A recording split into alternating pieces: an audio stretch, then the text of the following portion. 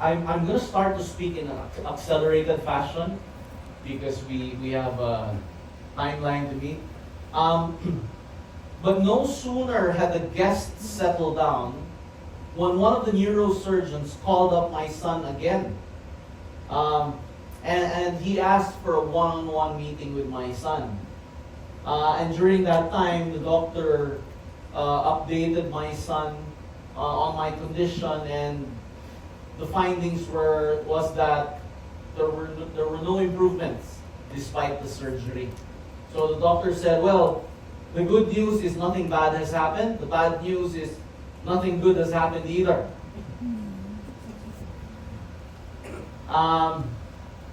So the doctor looked at my son and he said, Raymond, we have convened once more as a medical team.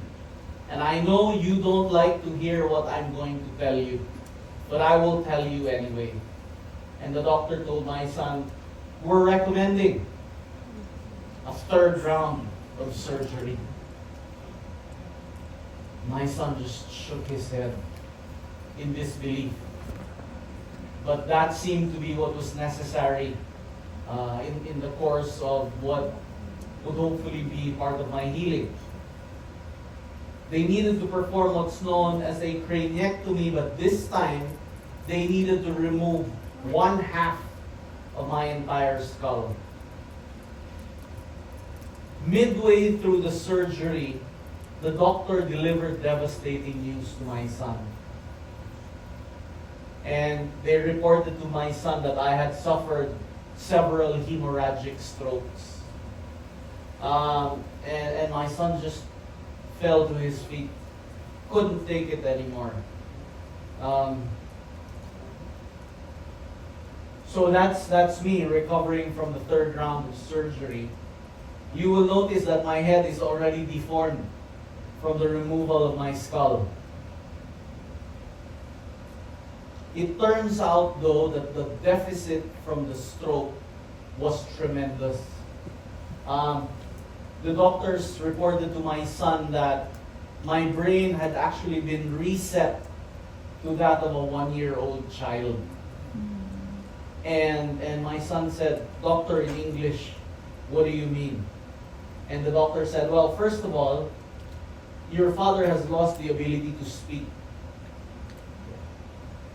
It's a condition they call aphasia, the loss of the ability to communicate owing to brain damage.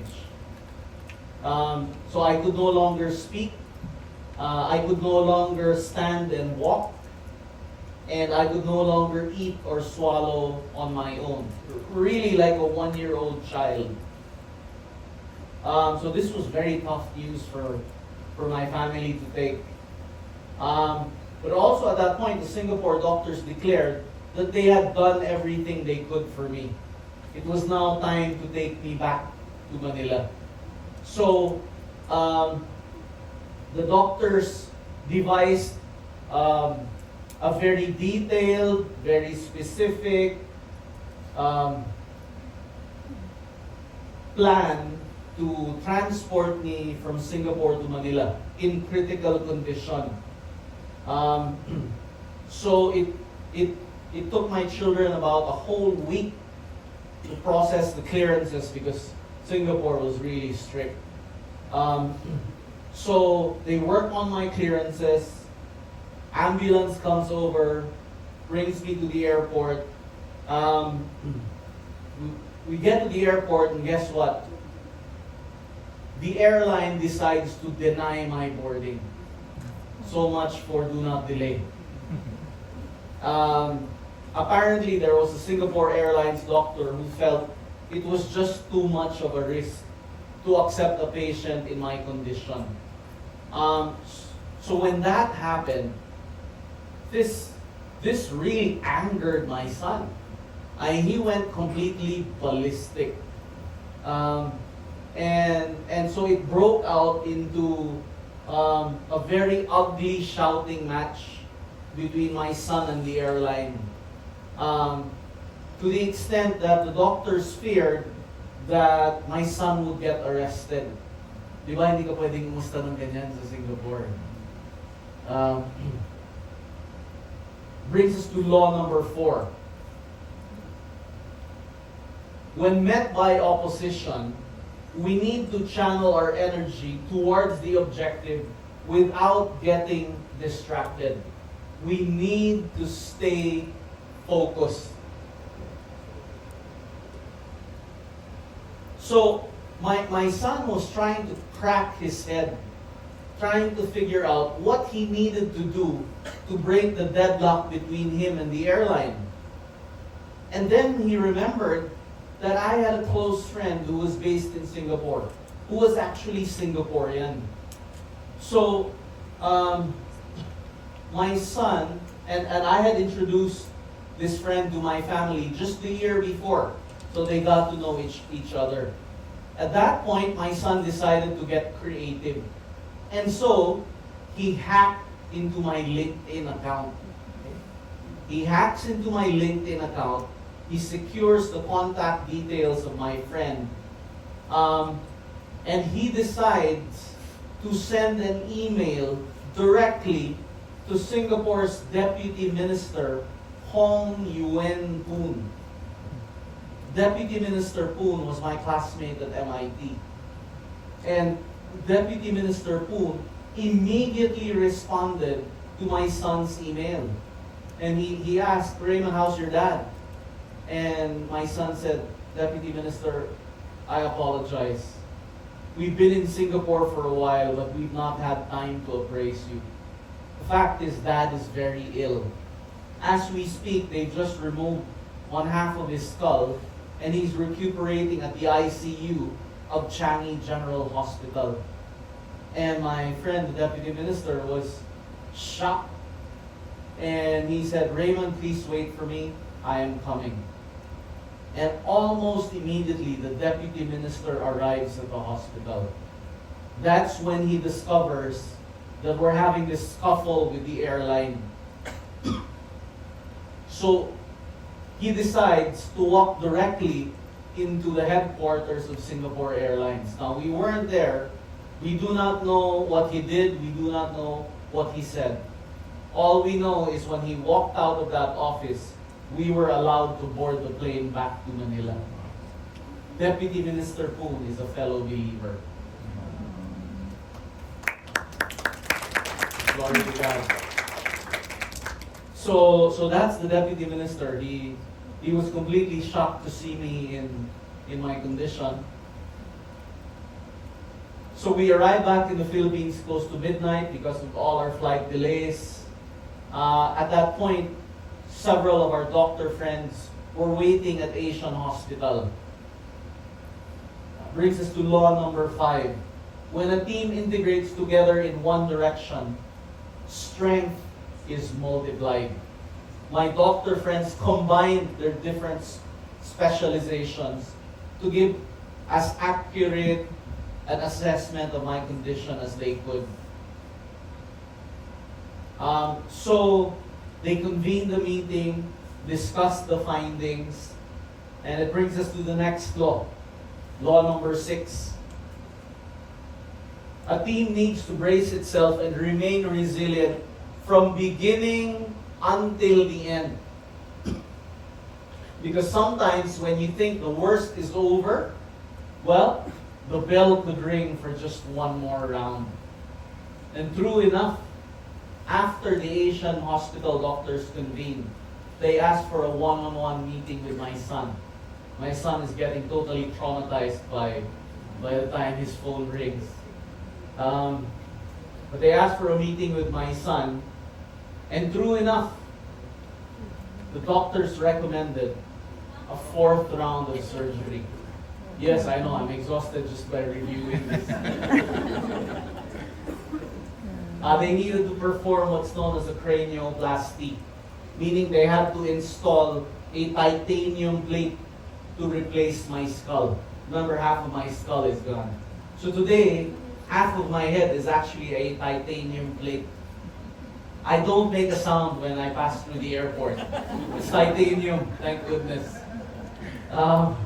So it's visible on X-ray, but it doesn't make a sound. Okay. Brings us to law number 7. Okay? You've got to know when strength will be found on your knees as you yield to the Almighty in a posture of surrender. As soon as I could muster the strength, my family brought me to church. I needed to be in the house of God. I needed to be in the presence of God more than any other time in my life. So my family brought me to church. Now, this is the insane part of the story. I'm going to rush to a close in a while. This is the insane part of the story. So I had to go through rehab therapy.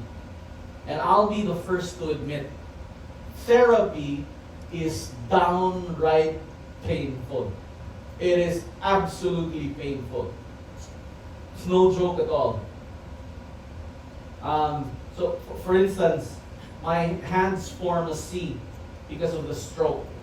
What the therapist would do is they would bend back my fingers. Halos baliin na nila just to restore mobility. Those are just my fingers. Can you imagine what they did to the rest of my body?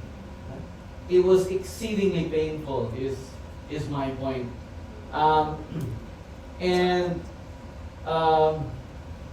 So I started to quarrel with my wife. I said I wanted to quit therapy. When the doctors heard this, they said, Mr. Sanchez, we want to remind you of what's known as the 6-month golden rule. And I said, what's that?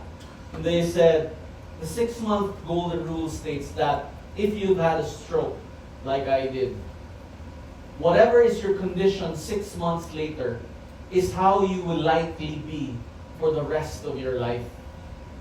And to my mind, not being able to speak, not being able to stand and walk, that's not my idea of a life. I mean, buti pa wala na lang. Right? But because of this golden rule, I had no other recourse but to endure the pain of therapy if I wanted to get well. Okay? How long? Well, nothing less than 450 extremely painful sessions. It's absolutely crazy. But that's what I needed to endure if I wanted to get well. So it brings us to law number 8, my wife's favorite law. Okay? You need to know when to exercise tough love. Okay? Often, we've got to swallow the bitter pill. So, it turns out, fortunately, my wife did not listen to my plea to quit therapy. Because if she did, I wouldn't be standing here in front of you right now. And then we were blessed by such an outstanding healthcare team. So I was assigned 2 of the best male nurses from Asian Hospital who really took good care of me. But you know what I did discover? I discovered eventually, even though they hid it from me, before these 2 gentlemen arrived, I actually had a very beautiful nurse. For some reason, my wife changed her to 2 male nurses. I'm not sure why. I had an outstanding physical therapist who not only enabled me to stand and walk, but he enabled me to shadow box. I started to hit the punching bag as strong as I could. And then I met Gerard, my occupational therapist. In Singapore, they introduced me to over 15 speech therapists. None of them could get me to speak a single word. Then I come home to Manila, I meet Gerard, and he asked me a very simple question. He said, "Sir, what do you like to do?" And I said, "I like to read." Of course, I spoke like a 1-year-old child. I like to read. And he said, "What's your favorite book?" So I told him, "Finding Your True North." Who's the author of that book? Bill George. And so this Gerard, He researches the book and he researches the author. And then he makes it a talking piece between me and him every time he visits for therapy. And somehow that unlocked something in me. Yeah? Because remember, I could not speak for 1 whole year. But when I met Gerard, he enabled me to speak in just 1 week's time. Absolutely, absolutely the Lord's work. Glory to God. So the Lord does send the right people at just the right time. Don't lose hope. Brings us to law number 9, second to the last, we're almost there. You've got to configure everyone to play to their strengths. So make sure team members are assigned in their areas of best fit. Now, we're coming to the last law. There was also an outpouring of God's provision. Remember, this was Singapore. Not exactly the cheapest place to be, right? Especially if you decide to have 3 brain surgeries. But I'm blessed. I'm blessed because in this lifetime, in my career, I worked for 3 tycoons. 2 of them are here. Mr. Ben Yuson and Mr. Ben Chan. And I'll never be able to thank them enough. Because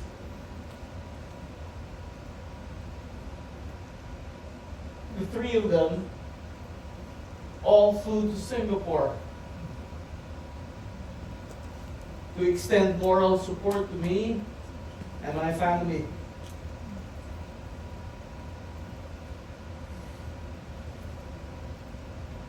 And then there was James Simpkins who flew in from London, also my former boss.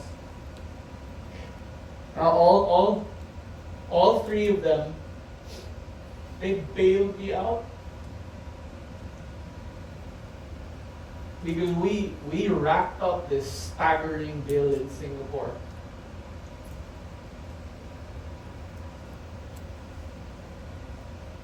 And then there were friends who prayed very fervently.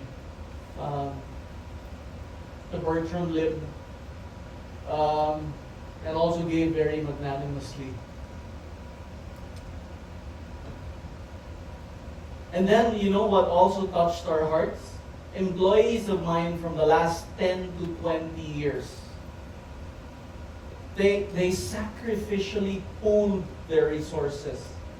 And they sacrificially contributed as much as a whole month's salary in an attempt to rescue an old boss they haven't even seen in the last 10 to 20 years.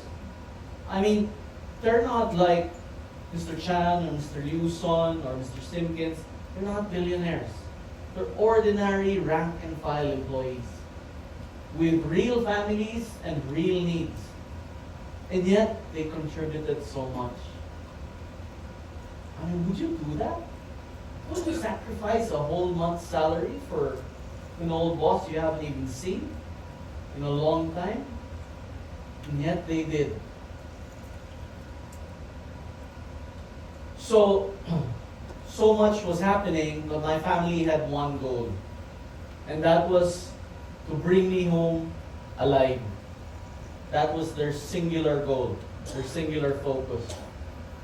It brings us to law number 10, the last law. We're finally here. Okay? Effective teamwork culminates in moments of breakthrough. Because, as of today, I am completely healed by the grace of God. So I'm back to doing what I love to do the most. Physically, I'm stronger than I've ever been. My mind is much sharper than before, and I'm even more productive than ever.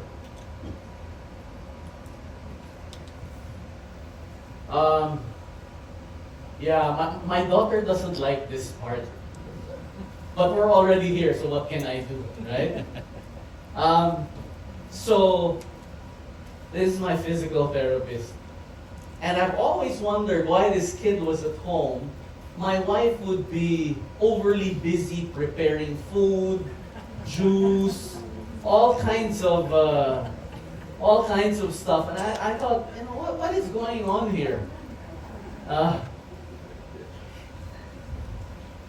Why is this kid so special? And then I figured it out. My wife fancied him as a future son-in-law. So my daughter and I never talked about this. But he's moved on to the US where he's practicing his craft. But that's the backstory there. So I'll skip that because my daughter is cringing. Okay, so finally, there are several personal takeaways I'd like to leave you, but we don't have much time. I will leave you with one, okay? And it would be this. 2 Corinthians chapter 6, verse 2 says, the day of salvation is today. What I'm trying to tell you is, if you have never ever made your peace with God through a relationship with Jesus Christ, do not let this day pass. You're not hearing this story by accident. Okay? Remember, you do not know what tomorrow will bring. Surrender your life to Jesus Christ today. Do not let it pass. And so, if you find yourself in the clutches of adversity, unite as a family, stage the greatest comeback ever, and bring glory and honor to God. Thank you.